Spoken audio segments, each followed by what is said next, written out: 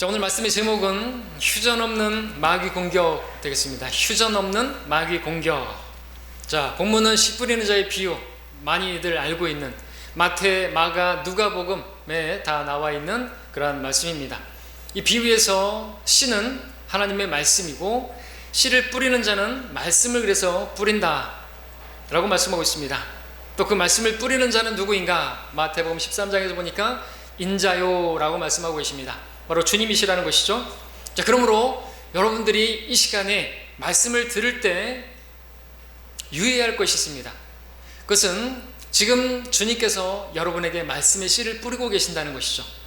제게서 여러분들이 말씀을 듣고 있다 할지라도 말씀을 뿌리는 분이 주님이시라고 성경이 말씀하신다면 여러분들은 주님께서 여러분에게 말씀을 주고 계시다는 것을 여러분들이 믿어야 하는 것이죠. 그렇게 믿어야 그 말씀이 여러분 믿는 여러분들에게 효과적으로 역사하기 때문에 그렇습니다.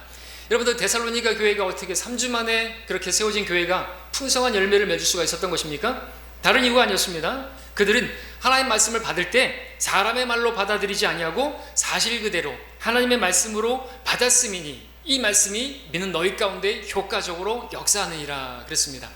그 교회의 능력은 어디 있었던 것입니까? 그 믿음이 하나님 말씀에 있었던 것이죠. 말 그대로 사실 그대로 바울이 전하는 설교가 아니라 하나님 말씀으로 믿었더니 그 말씀이 능력 있게 그 교회를 세우고 그들이 그렇게 복음을 증거하고 했다라는 것입니다. 열매를 맺었다는 것이죠. 그래서 말씀드릴 수 있는 것은 뭡니까? 여러분들이 열매를 맺지 못하고 있다. 나는 열매를 찾아보기가 힘들다. 이유가 뭔지 아십니까? 이 시간에 하나님 말씀을 들을 때 하나님 말씀으로 안 듣기 때문에 그런 것이에요. 사람의 말로 듣기 때문이라는 것이죠. 그러면은 아무짝에도 쓸모가 없고 그 씨는 쓸데없는 씨가 되고 아무런 생명력도 맺지 못하는 열매를 맺지 못하는 그런 말씀이 되고 마는 것입니다. 자, 주님께서 3년 반 동안 사역을 하셨는데 사역의 핵심이 뭐라고 생각하십니까? 뭐 마귀 쫓아내는 것입니까? 병든 자를 고치는 것이었습니까? 그것이 핵심이었습니까? 아니죠. 주님께서는 사람들을 모으시고 또 사람들이 모인 곳이면 항상 말씀을 전하셨습니다. 말씀의 씨를 뿌리셨다는 것이죠. 자, 그 동일한 주님께서 오늘도 예배로 모인 주님의 이름으로 모인 저와 여러분들에게 여전히 말씀의 씨를 뿌리고 계십니다. 자, 목적이 무엇이겠습니까? 여러분들 말씀을 들을 때 여러분 혹시라도 여러분 좋자고 여러분의 어떤 지적인 만족을 위해서 말씀을 들으시면 안 되는 것입니다. 목적이 무엇입니까? 주님께서 말씀을 뿌리고 계시는데 목적은 열매를 위해서라는 것이죠. 열매 맺기를 바라셔서 이 말씀이 생명의 말씀으로 우리 가운데서 역사하여서 열매를 맺기 위함이라는 것입니다. 자, 이 본문의 비유가 마태, 마가, 누가복음에 나온다고 했는데 요한복음에는 나오지 않지만 요한복음에서 이와 유사한 비유를 찾을 수 있는 부분이 있는데 그래서 요한복음 15장이죠. 우리 요한복음 15장 본문에 줄 넣어놓으시고 요한복음 15장에 가서 보시면 포도나무의 비유를 볼 수가 있습니다. 거기서 주님께서는 자신을 포도나무로 또 제자들은 가지로 비유하시면서 말씀하시고자 하는 배가 뭐냐? 중요한 것은 바로 제자들이 열매 맺기를 바라신다라는 것을 말씀하는 것을 보게 됩니다. 15장 8절을 볼까요? 요한복음 15장 8절에 보시면 이게 결론과도 같은 것이 됩니다. 무슨 말입니까? 너희가 많은 열매를 맺는 이 일로 나의 아버지께서 영화롭게 되실 것이며 것이요 너희는 내 제자들이 되리라 말씀하고 계십니다. 주님께서 사역하시면서 제자들에게 기대하셨던 것이 무엇입니까? 그들이 많은 열매를 맺어서 하나님을 영화롭게 하는 것이 있습니다. 자, 오늘 말씀을 뿌리시는 주님께서 여러분에게 기대하시는 것은 무엇일까요? 동일하게 마찬가지예요. 말씀 잘 들었습니다. 은혜 말씀 잘 들었습니다. 좋은 설교였습니다. 이런 걸 기대하시는 게 아닙니다. 여러분에게서 열매를 기대하셔서 말씀의 씨를 뿌린다라고 여러분 믿으셔야 한다는 것이죠. 그 열매를 통해서 하나님께 영광을 돌리는, 그러니까 열매 없이 하나님께 영광 돌린다, 입술로만 영광 돌린다, 그것은 하나님께 영광이 되지 않는 것입니다. 우리 신앙의 목적이 하나님께 영광 돌리는 것이라고 하는데 그러기 위해서는 반드시 열매가 있어야 한다는 것이죠. 자, 예수님 당시에 많은 무리들이 주님을 따르고 있었죠. 요한복음 6장에 보면 많은 무리들이 있었습니다. 그 가운데 제자들이 있었습니다.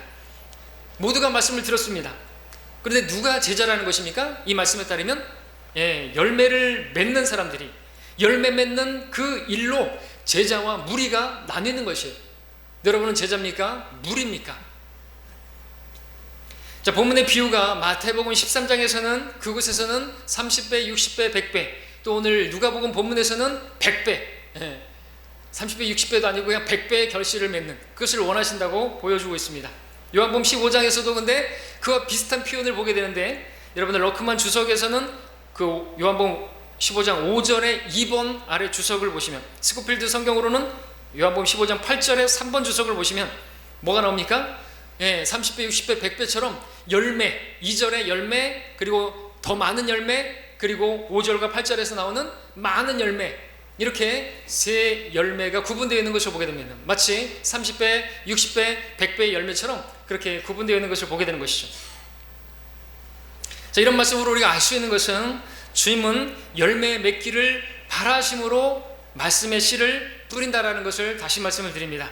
오늘 여러분이 말씀을 듣는 목적은 열매를 맺으라고 말씀을 주시는 것이라는 것이죠. 제 말이 아니라 하나님의 말씀으로 들으시면 여러분들은 열매를 맺게 돼 있다는 것입니다. 왜요? 하나님 말씀은 능력이 있기 때문에 그렇습니다. 그리고 우리가 하나님의 말씀을 듣는다면 그 말씀에 우리가 반응하지 않겠습니까? 아무리 겁이 없는 그런 사람이라 할지라도 하나님의 말씀이라고 한다면, 그렇게 믿는다면 거기에 따라서 우리가 움직이지 않을 수가 없겠죠.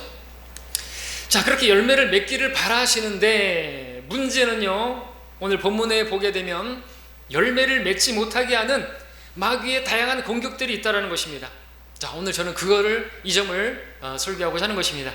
씨는 마땅히 열매를 맺어야 됩니다. 씨 자체가 생명이 있기 때문에 심겨지면 반드시 열매를 맺는데, 문제는 마귀의 쉼없는, 끊임없는, 말하자면 휴전 없는 공격이 있다라는 것입니다.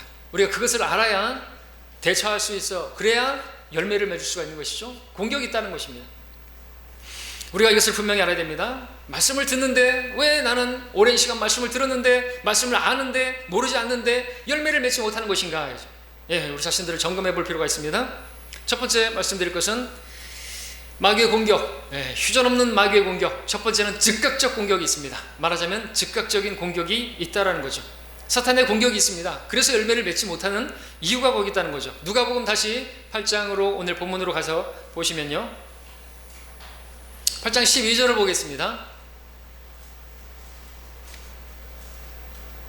씨가 길가에 떨어졌다는 것은 이제 설명하시죠. 그들이 들으나 마귀가 와서 그들의 마음에서 말씀을 빼앗아 가버림으로 믿지도 구원받지도 못하는 자들이요 그랬습니다. 이것은 구원받지도 못하는 경우겠지만 우리에게도 얼마든지 영적인 적용할 수가 있습니다. 또 우리 다른 복음서에서도 우리가 말한 마가복음에서는 그 말씀을 듣자 곧 사탄이 와서 그들의 마음속에 뿌려진 말씀을 빼앗아가는 자들이요 이렇게 이야기하고 있습니다. 성경은 마귀가 말씀이 뿌려질 때 즉각적으로 와서 그 말씀을 빼앗아간다라고 말씀하고 있다라는 것입니다. 그렇게 본다면 지금 말씀의 씨가 뿌려지는 이 시간에도 마귀가 와서 말씀을 빼앗아 가지 않겠습니까? 우리는 말씀을 들을 때 이 점을 유의해야 하는 것입니다. 말씀을 뿌리는 분이 계실 뿐만 아니라 말씀을 도둑질하는, 말씀을 빼앗아가는 마귀도 있다는 것을 알아야 하는 것이죠. 마귀는요, 말씀이 뿌려지는 곳이면 다른 어떤 곳에보다 말씀이 뿌려지는 곳에 역사하는 것이에요.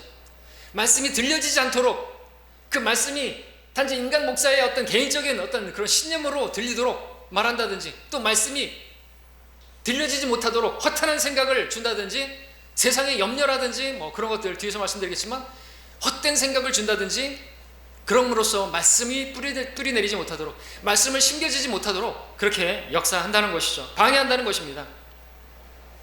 말씀이 뿌려지는 곳이면 마귀가 역사하는 것이에요. 그렇기 때문에 제가 늘 빼먹지 않고 이 설교 전에 기도하는 게 뭡니까? 마귀의 공격으로부터 지켜주시라고. 이 말씀이 성도들의 마음에 잘 심겨질 수 있도록, 마귀가 이 말씀을 도둑질하지 못하도록 저는 거의 빼먹지 않고 기도했던 것이죠. 여러분들도 기도할 때, 성경을 읽을 때 기도하셔야 되는 겁니다.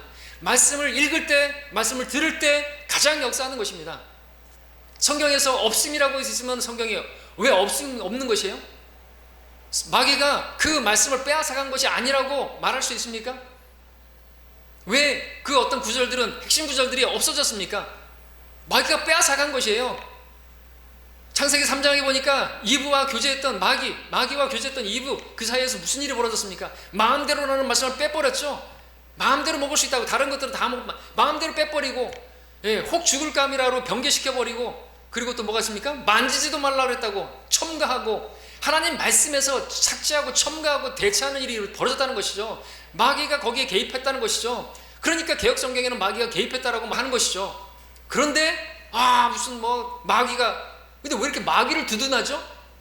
우리는 마귀가 그렇게 어떤 사람들을 사용해가지고 성경이 그렇게 변개됐다고 말을 하는데, 무슨 마귀가 그렇게 개입한 것이냐고 그렇게 말하는 사람들은 누구냐는 것이죠. 왜 이렇게 마귀를 두둔하고 마귀를 그렇게 위해서 싸우려고 하는 것이죠? 이상한 사람들이 많이 있죠?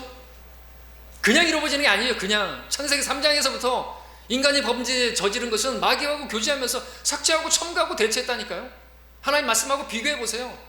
마음대로가 없어졌어요. 만지지도 말라고 들어갔어요.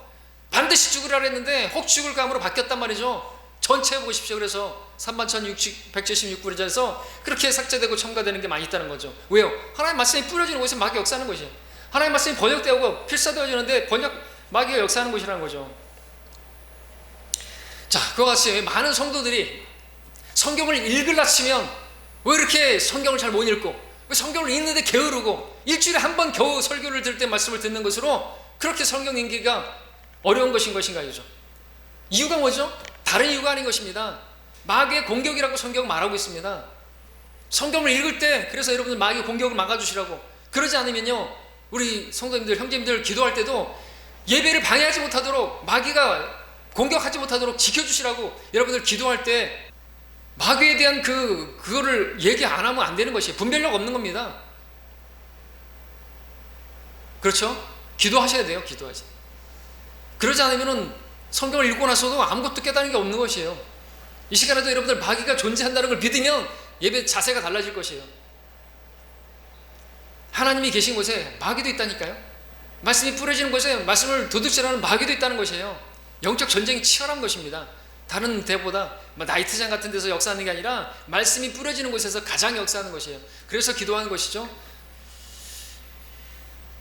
자, 그럴 때 이 공중의 새들로 묘사되는 이 마귀의 공격으로부터 지켜주시도록, 그리고 우리는 또 여러분들 개개인에게 또 역사할 때 그 새들을 쫓아내야 되는 것입니다. 여러분들 농부들이 추수를 앞두고, 그죠? 곡식을 지키기 위해서, 열매를 거두기 위해서 새들을 쫓잖아요. 호이 하고 쫓는 것처럼 여러분들도 하나님의 말씀이 들려지는 이 시간에 자꾸만 허탄한 생각으로 빠지고 또 하나님의 말씀을 자꾸 놓쳐버리고 있다면요, 여러분들 정신을 차려야 되는 것이죠. 새들을 쫓듯이 머리를 흔들고 성경의 표현대로 정신을 차리고 깨어서, 그죠?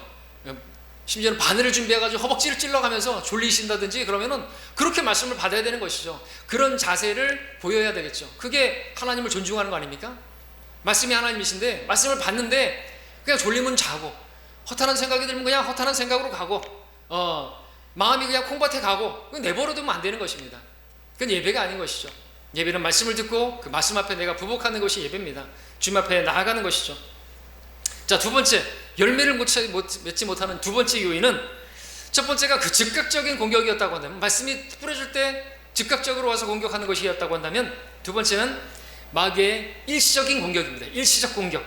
그것은 무엇으로 오냐니까 환난과 박해로 옵니다. 자, 8장 13절을 보십시오. 자, 우리가 하나님의 말씀을 기쁘게 받는다 할지라도, 그렇게 기쁘게 받았다 할지라도 여전히요, 그렇게 받은 말씀이 빼앗겨질 수 있다는 사실을 우리가 여기서 볼 수가 있습니다. 누가복음 8장 13절입니다. 씨가 바위 위에 떨어졌다는 것은 말씀을 듣고 기쁨으로 받아들이지만 뿌리가 없으므로 잠시 있다가 시험을 받을 때면 떨어져 나가는 자들이라. 마태복음에서는 이 부분에 대해서 돌짝밭에 떨어진 것인데, 말씀으로 인하여 환난이나 박해가 닥쳐오면 즉시 실족하는 사람이요 그랬습니다. 환난이나 박해가 오면 즉시로 실족한다. 환난이 있습니다. 박해가 있습니다. 시험이 있습니다. 여러분 농사해 보신 분들 아시죠? 열매를 거두기까지 많은 환난이 있죠. 태풍이 불기도 하죠. 막 장마 때 떠내려가고 물에 잠기기도 하고 수해가 나기도 하죠. 또 기근, 가뭄, 그런 환난이 있죠. 그래서 결국 열매를 맺는데 어려움이 있죠. 마찬가지라는 것입니다. 우리도 받은 말씀 기쁘게 받지만 열매를 맺기까지 어려운 이유는 환난과 시험과 박해가 있다는 것입니다. 그렇기 때문에 열매 맺기가 어려운 것이죠. 그래서 말씀의 씨를 심어서 우리가 그 말씀으로 인한 열매를 맺는 것이 쉽지만 않다는 것입니다. 그래서 말씀을 받는 사람들은 이 점을 반드시 알아야 되죠. 시험과 고난과 박해와 이런 환난이 있다는 것을 각오해야 되는 것입니다. 고난과 고통이 있어요. 그걸 각오해야 되는 것이죠. 그런데 오늘날 거짓 목사들은 뭐라고 말합니까? 예수 믿으면 가난, 질병, 사고 모든 어려움에서 해방되어지고 하나님마다 범사가 다 잘 된다고 그렇게 말을 하는 것이죠. 그것은 속이는 것입니다. 거짓으로 말하는 것이죠. 성경을 보십시오. 하나님의 사람들이, 선지자나 사도들이 예수님 믿고 출세하고 성공하고 다 잘 됐습니까? 질병에서 해방되고 건강하게 됐습니까? 절대로 그렇지 않죠. 오늘 예수님 믿어가지고 뭘 하나 해보려고 하는 사람들, 복 받아보려고 하는 사람들, 잘못된 그런 신앙생활 하는 것이에요. 가짜입니다. 그건 축정이들이에요. 주께서는 주님의 제자가 돼가지고 영화를 누려보려고 했던 어떤 사람에게 이런 말씀하셨죠. 여우들도 굴이 있고 공중의 새들도 보금자리가 있지만 인자는 머리 둘 곳조차 없다. 왜 이렇게 말씀하신 것입니까? 그 사람의 그 마음을 정확하게 보시고 말씀하신 것이죠. 네가 나를 따름으로써 뭘 얻어보려고 보금자리 하나 마련하고 집장만 하나 한번 해보려고 하려느냐? 인자는 머리 둘 곳조차 없다 이거죠. 이것을 알아야 되는 것입니다. 주님께서는 좀 더 구체적으로 이런 것들에 대해서 경고하셨는데 세상이 나를 미워하면 너희들은 더 많이 미워할 것이다. 아니죠. 너희도 미워할 것이다. 요한복음 우리 16장 가서 볼까요? 요한복음으로 다시 16장 2절 볼까요? 16장 1절 2절을 보겠습니다. 직접 찾아봅니다. 기록되기를 내가 너희에게 이런 일들을 말함은 너희로 실족하지 않게 하려 함이라. 그들이 너희를 회당에서 추례할 것이라. 참으로 그때가 오면 너희를 죽이는 자는 누구든지 하나님을 섬기노라 생각하래라. 자, 회당에서 추례를 당하고 죽임을 당하는 그런 일들이 있을 거라고 미리 경고하시는 이유가 무엇일까요? 실족하지 않기 위함이라죠. 실족하지 말라고 말씀하시는 것이에요. 여러분, 하나님의 관심은 우리가 실족하지 않는 것에 있는 것입니다. 하나님의 관심은 여러분들이 회당에서 추례를 당하느냐 당하지 않느냐 거기에 있는 것이 아니에요. 그리고 회당에서 추례를 당하는 일이 있느냐 없느냐 그런 것에 관심이 있는 게 아니라는 것이죠. 주님께서는 회당에서 추례당하는 그것이 얼마나 큰 어려움인지 모르는 분이 아니시지만 주님께서는 우리가 추례당하는 것을 염려하시지 아니하고 그런 일로 인해서 실족할까 봐 주님께서는 이런 말씀을 미리 하시는 것이에요. 그런 일이 일어나는 것은 있을 수가 있어요. 태풍이 불어가지고 우리의 삶의 터전이 이루어질 수도 있어요. 하나님께서는 의인과 악인에게 동일하게 비를 내리신다 그랬죠? 악인에게만 비를 내리는 건 아닙니다.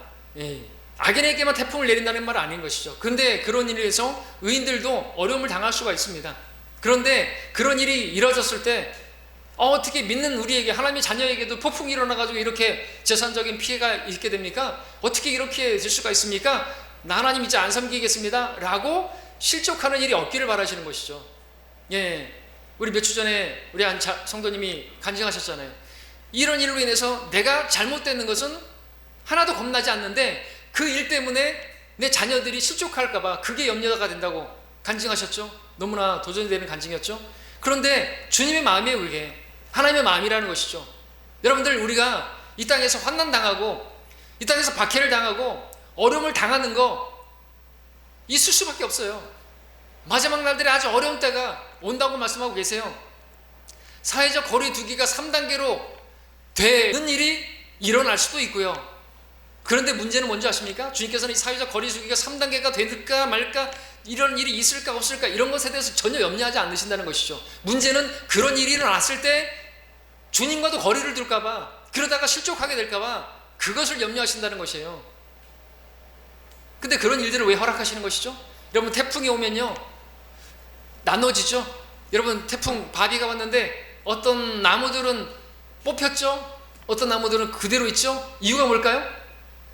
이 말씀에 따르면, 오늘 말씀에 따르면 그들은 뿌리가 어떻게 없어요. 없는 거나 마찬가지. 뿌리가 없는 나무는 없겠지만 뿌리가 내리질 않는 것이죠. 그러니까 말씀의 뿌리를 내려야 하는 것입니다. 하나님 말씀에 우리의 믿음이 뿌리 내려 있으면 뽑히지 않는다는 것이죠. 태풍 바비에 보니까, 사진 보니까 뿌리가 별로 없어요. 그런 거 다 뽑혀버려요. 그리고 썩었다든지 그런 건 부러져 버리고요. 여지 없습니다. 그런 것을 보면서 우리에게 교훈하시죠. 뿌리가 깊지 않으면, 뿌리 내리지 않으면 뽑힌다 이거죠. 태풍 부는 거는 있을 수밖에 없다니까요. 태풍, 폭풍, 하나님의 손에 달려있는 것이에요. 주의 말씀을 이행하는 폭풍아, 하나님께서 근데 그 가운데서 하실 일이 있어요. 가짜와 진짜가 나뉘는 거예요. 신앙인과 종교인이 나뉘는 것입니다. 조금만 어려움이 오면은 하나님과 멀리하고, 교회하고 멀리하고, 사회적 거리두기 하고, 뭐 비대면 예배하라니까 그냥 말도 참 잘 들어요. 잘 들어보십시오. 시험이에요, 시험. 이번 주 수요일날, 아니 지난주 수요일이죠. 태풍 바비가 올라온다는데 공교롭게도 그 시간대가 우리 수요 기도해야 하는 시간이에요.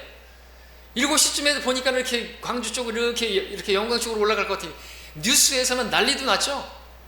뭐 역대급 태풍이라고. 여러분들 그것도 시험이에요. 전혀 문제가 없었어요. 뉴스를 신뢰할 것인가, 하나님을 신뢰할 것인가 이죠. 시험이에요, 시험.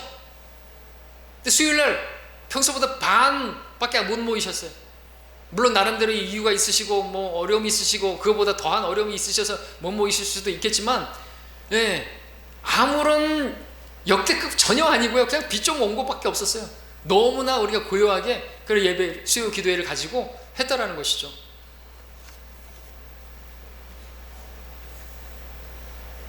주님께서 염려하시는 것은 다른 게 아니에요. 여러분들이 그 가운데서 믿음을 놓쳐버릴까봐, 실족할까봐, 그게 염려가 되는 것이지. 태풍이 오고 폭풍이 오고 뭐 어떤 시련이 오고 박해가 오고 회당에서 출애당하는 일이 있고 사회적 거리두기, 차별금지법이 만들어지고 이런 것들에 대해서는 우리는 관심도 없어요. 그런 것이 있으면 뭐 할 거예요? 그렇게 될 수밖에 없어요. 더 어려울 수밖에 없어요. 근데 그 가운데서 우리는 우리 길을 가는 거예요. 믿음으로 사는 것입니다. 그런 일이 일어나거든 어떻게 하라 그랬습니까? 이상한 일이 일어나는 것으로 생각하지 말고 당연한 것으로 여겨야 된다고 말하고 있습니다. 불같은 시련이 와요. 그런 거 없애달라고 기도하면 신앙도 썩는다니까요. 아무 일도 없으면 뭐 무사히 평안하고 뭐 그러면은 뭐 복만 받으면은 신앙이 어떻게 될 것 같습니까? 자, 진짜 문제는 그런 일이 일어나는데 실족하느냐 안 실족하느냐 이거죠. 근데 그걸 뭘로 해요? 그게 시험이에요, 시험.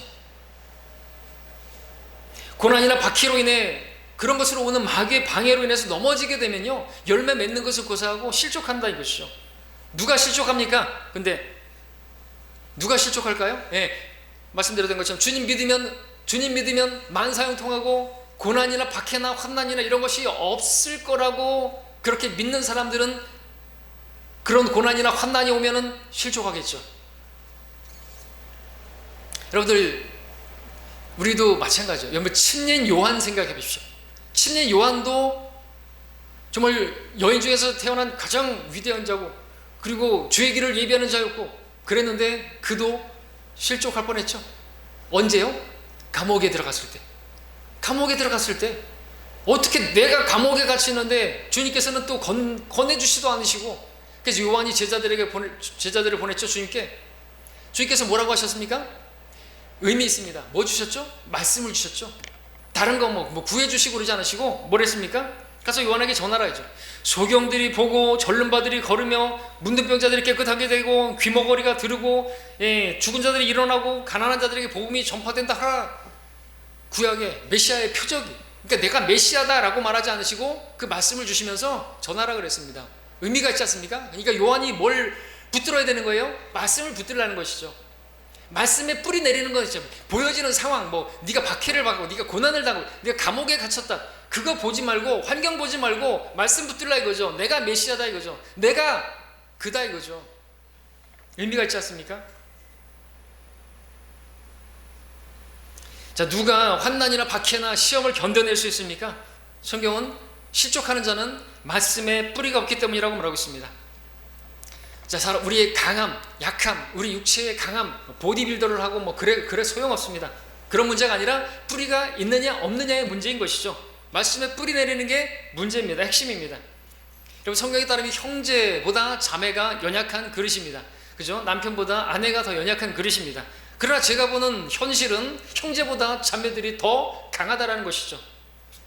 어떤 자매는 참 약합니다. 그래서 그 자매가 그 고난을 이긴다는 건 정말 힘들어 보입니다. 그런데 그 자매는 오히려 어떤 형제보다도 그 어려운 시련을, 그 고난을 잘도 이겨내더라는 것이죠. 무엇이 그 자매를 그렇게 강하게 만든 것일까요? 다른 게 아니겠죠. 믿음이 말씀에 뿌리 내려 있으니까 이런 일도 당할 수 있고 저런 일도 당할 수 있고, 주신 분은 주시고 빼앗아 가시는 분도 주시고, 그러니까 그 가운데서 주님을 찬양하고 변함없이 주님을 가까이 하고 그 모습을 보이더라는 것입니다.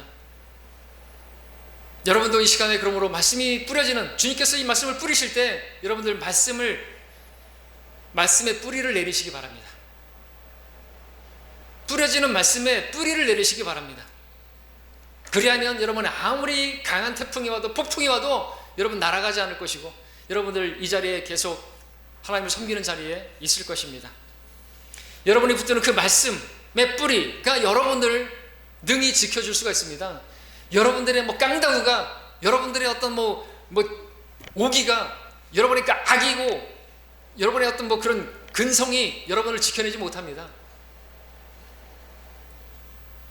겉보기에 정말 어떤 시련도 다 이겨낼 것 같은 어떤 형제가 너무나 작은 시련 앞에도 실족하는 것을 보면 다른 이유가 아니죠.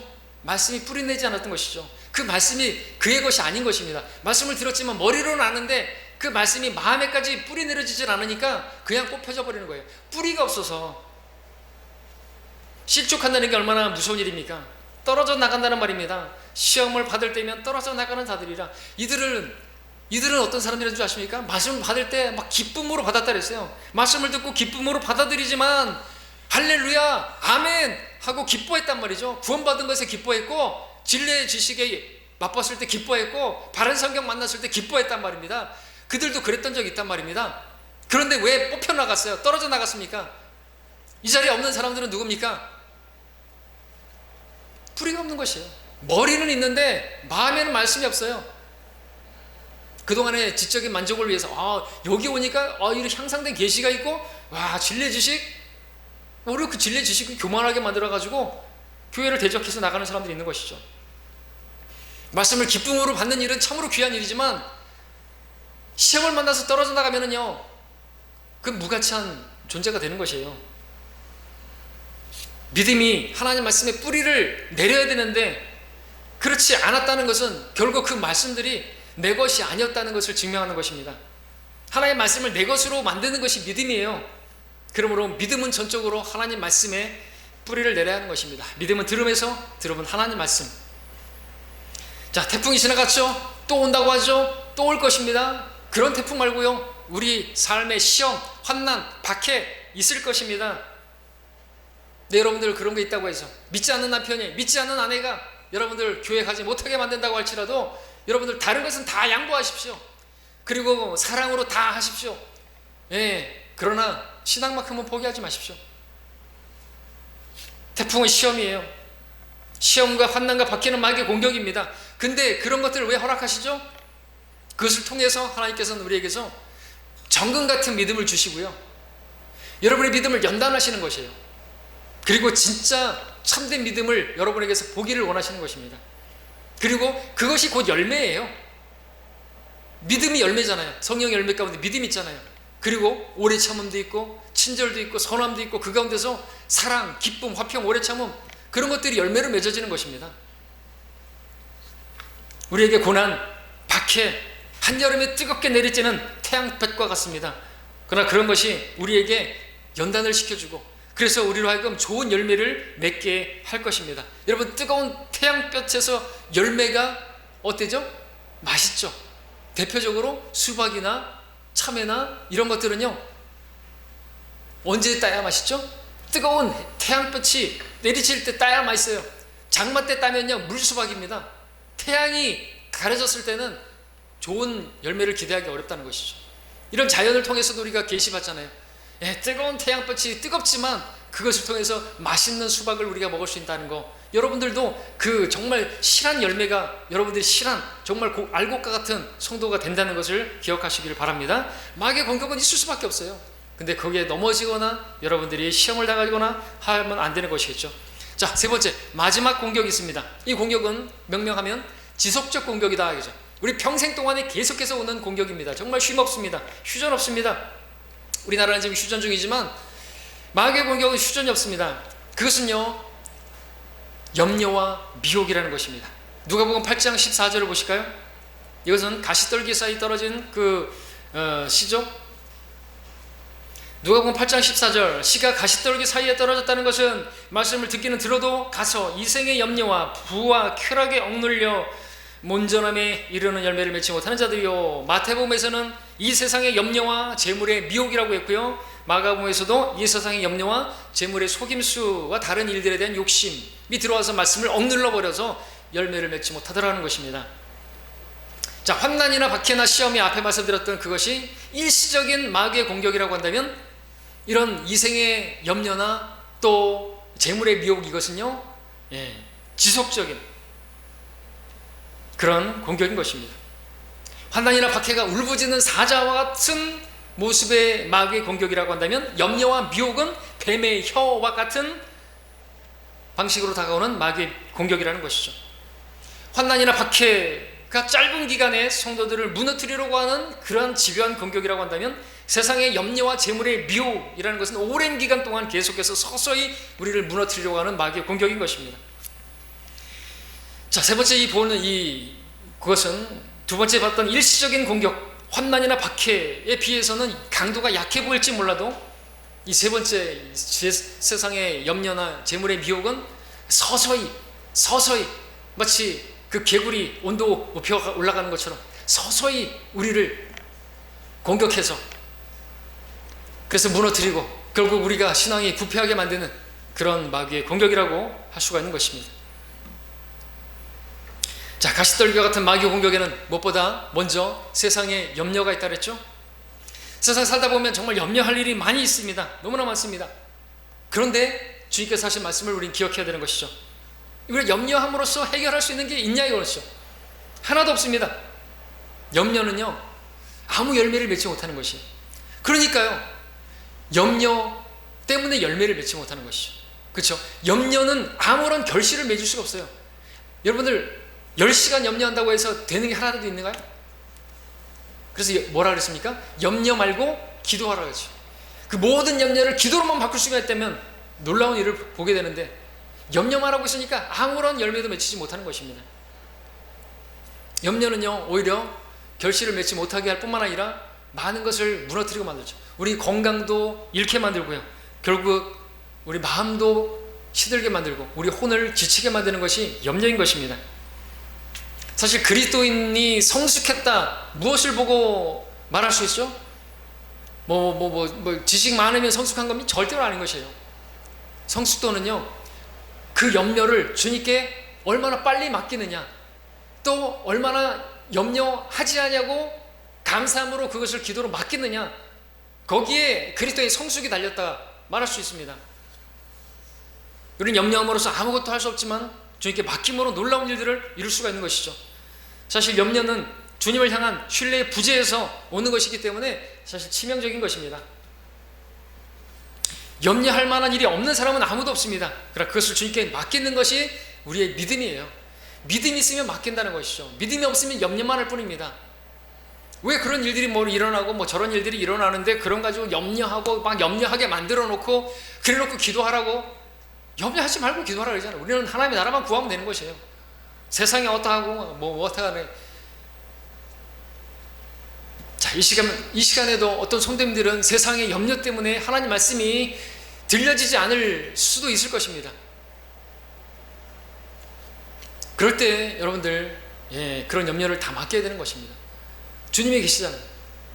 그런 염려를 우리가 할 수밖에 없도록 그렇게 염려하고 조바심을 낼 수밖에 없는 그렇게 그런 우리 주님이시냐 이거죠. 그렇게 우리가 염려하지 않으면 안 되는 그런 우리 아버지를 모시고 계시냐 이거죠. 그렇게 무능한 아버지를 모시고 계시냐 이거죠. 우리는 어린아이와 같이 될 필요가 있어요. 어린아이와 같이 되지 않으면 우리가 구원받을 수 없었겠죠? 하나님 나라에 들어갈 수 없었겠죠? 여러분, 어린아이들이 염려하는 거 맞습니까? 우리 어머니가 내일 아침에 밥을 줄까 안 줄까? 오늘 저녁에 밥을 줄까? 밥상에 밥이 올라올까 안 올라올까? 걱정하는 아이들 있습니까? 없습니다. 그런데 우리는 염려한다는 것이죠. 하늘 아버지가 계시는데 말이죠. 염려하지 말아야 됩니다. 그것을 믿음으로 보여드리는 것입니다. 염려는요, 불신이에요. 하나님 안 믿는 거라니까요. 두 번째, 가시떨기 같은 마귀의 공격, 재물의 속임수죠. 사실 우리 대부분의 염려는요, 재물과 관련된 것이에요. 돈과 관련된 것이에요. 돈 때문에 염려하는 것이죠. 그러니까 사람들이 돈을 하고, 돈이 있으면 염려할 게 없는 삶을 살 수 있다고 생각하니까 돈하죠. 근데 성경은 그 돈을 너무 추구하면 그 돈이 모든 악의 뿌리라고 말하고 있습니다. 돈. 우리 주위에 있던 많은 성도들, 이 자리에 없는 이유는 뭡니까? 사자와 같은 울부짖음, 어떤 박해, 뭐 그런 것들에 의해서 겁을 집어먹고 신앙을 포기했다든지, 아니면 돈 때문이에요. 돈 때문에. 이익 때문이라는 것이죠. 주일에 장사 안 하면은 어려움 있을까봐 뭐 그런 이유로 따지고 보면 다 돈 때문입니다. 돈. 이익 때문에. 재물은 마귀가 통치하는 세상에서 가장 강력한 무기처럼 보입니다. 심지어 예수를 팔아먹은 유다도 돈 때문에 주님 팔았죠. 도둑이었는데 주님까지 팔아버렸습니다. 그럼 뱀의 속임수는 오늘 우리에게도 얼마든지 일어날 수 있습니다. 어쩌면 우리는 이런 재물의 미혹과 매일 싸우고 있는지도 모릅니다. 때문에 우리는 분명하게 정해야 되는 것입니다. 무엇을 정합니까? 우리가 돈으로 세상을 살 수 있다고 믿든지, 아니면 하나님의 돌보심으로 살 수 있다고 믿든지, 분명하게 믿음을 둘 중에 하는 곳에 두어야 되는 것이죠. 이방인들의 염려는 무엇을 먹을까, 무엇을 마실까, 무엇을 입을까 하는 것이었습니다. 결국 그런 염려들은 다 돈 때문이에요. 돈이 있으면 그런 거 염려 안 하겠죠. 이방인들은 자신들을 입히고 먹이고 마시게 하는 것이 돈이라고 믿기 때문에 돈을 위해서 그 돈을 추구하고 하는 것입니다. 그럼 우리는 어떻습니까? 우리를 먹이고 입히고 마시게 하는 것이 돈입니까? 하나님이십니까? 사실 믿음이라는 건 이 세계에서 일어나는 모든 문제를 해결하는 분이 재물의 신 만몬인가? 하나님이신가? 그 믿음은 거기 있는 것입니다.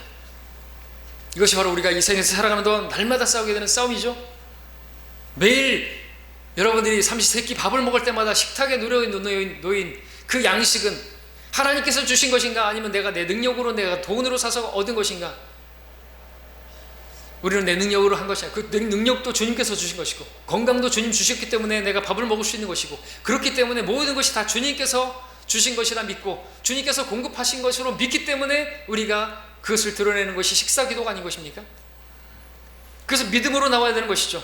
돈이 모든 것을 해결해낼 것 같지만 여러분들 그렇게 생각하면 그건 속은 것이에요. 그것이 재물의 미혹이라는 것입니다. 속임수예요, 속임수.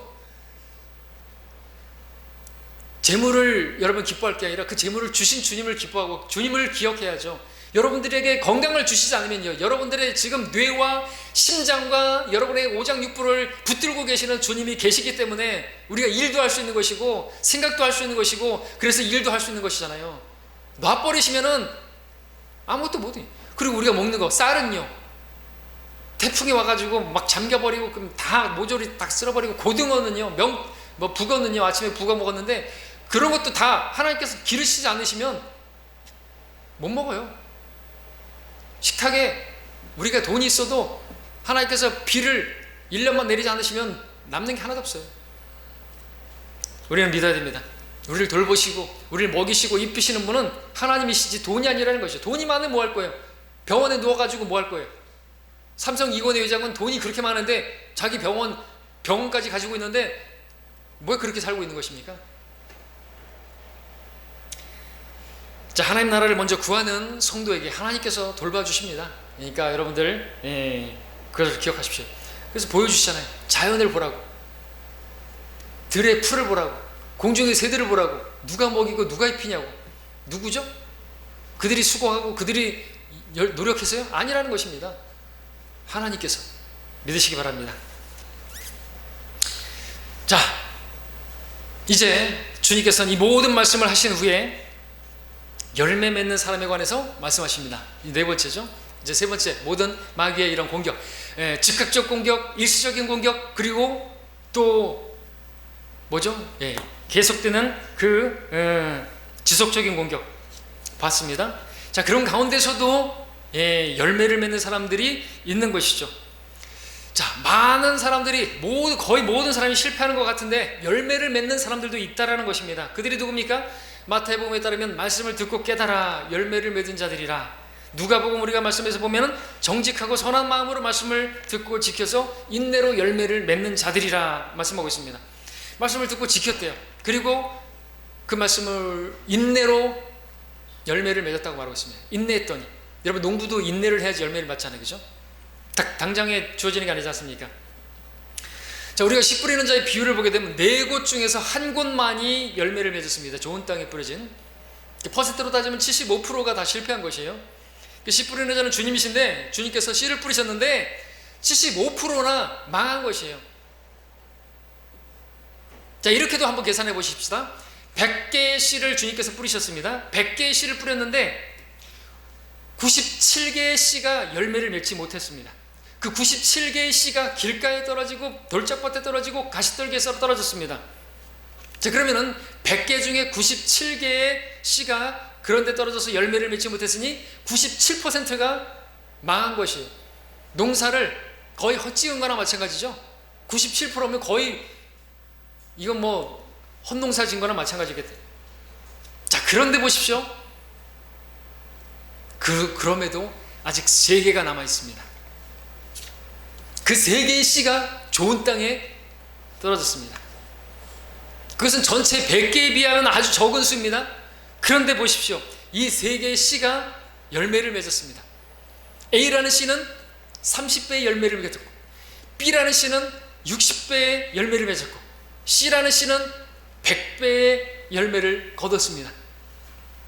그렇다면 주님께서 처음에 100개의 씨보다 훨씬 많은 씨, 열매들을 얻은 것이죠. 총 몇 개를 얻으셨죠? 100개와 60개와 30개 더하면 몇 개죠? 190개.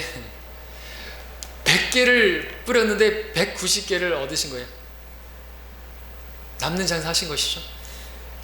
여러분들, 우리 주위에 많은 사람들이 믿음을 버리고 믿음 없는 것 같이 보이고, 또 마지막 때 배교하는 모습을 보게 되고, 믿는 자들은 정말 적어 보입니다.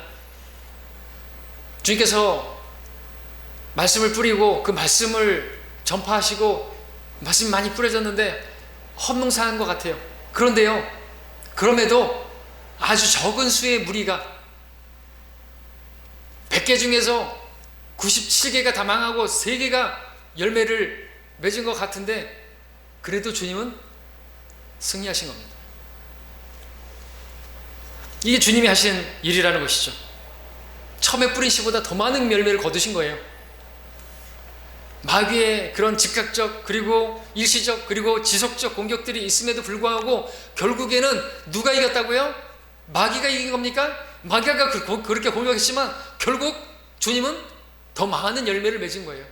그런 많은 공격이 있었음에도 불구하고, 그러니까 누가 이겼어요? 주님이 이기신 거예요. 주님이 승리자이십니다. 주님께서는 단지 3개의 적은 씨로도 마귀의 공격에서 승리하신 거예요. 할렐루야입니다. 주님은 정말 놀라우신 분이시죠.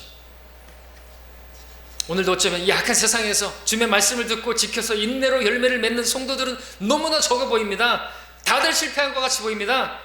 어쩌면 100의 3도 안 돼 보입니다. 그러나 그 적은 수의 남은 자들이 있기 때문에 여전히 주님은 주님의 일을 하시는 거예요. 남은 자들로, 성경대로 믿는 사람들로 주님께서는 주님의 일들을 행하고 계시는 것이에요. 말씀의 결론을 맺겠습니다. 자, 오늘도 주님께서는 우리에게 씨를 뿌리셨습니다. 왜 뿌리셨다고요? 오늘 여러분에게 왜 말씀을 주신다고요? 열매를 기다리고 뿌리시는 거예요. 우리는 단순히 말씀을 듣기만 하여 우리 자신을 속이는 자들이 되어서는 안 되겠습니다. 하나님의 말씀을 받을 때 그 말씀이 내 안에서 열매를 맺기를 기대해야 되는 것입니다. 하나님의 말씀은 의미 없이 뿌려지는 것이 아닙니다. 목적 없이 뿌려지는 것이 아닙니다. 분명한 목적을 가지시고 뿌리시는 것입니다. 다만 여러분 좋으라고 뿌리시는 게 아니라 열매를 맺으라고, 열매를 맺으라고. 그러니까 그 열매를 맺기 위해서는 뭐가 필요해요? 근데 그것도 하나님께서 사용하셔요. 환난, 박해, 시험, 뭐 어려움 이런 것들도 있더라는 것이죠. 여러분 농사를 짓는데 결실도 마찬가지잖아요. 그런 거 없이 그렇게 자라느냐 이거죠. 땡볕이 없이 열매가 맛있냐고죠. 공격이 있어요. 공격이 있어요. 쉼 없다는 것이죠. 휴전 없는 공격이, 마귀의 공격이 있다는 것입니다. 즉각적인 공격, 즉시로 빼앗아가는 허탄한 생각 주고 환난이나 박해나 시험 같은 그런 일시적인 공격, 이생의 염려, 재물의 미혹, 그런 속임수, 이런 공격들 있다라는 것입니다.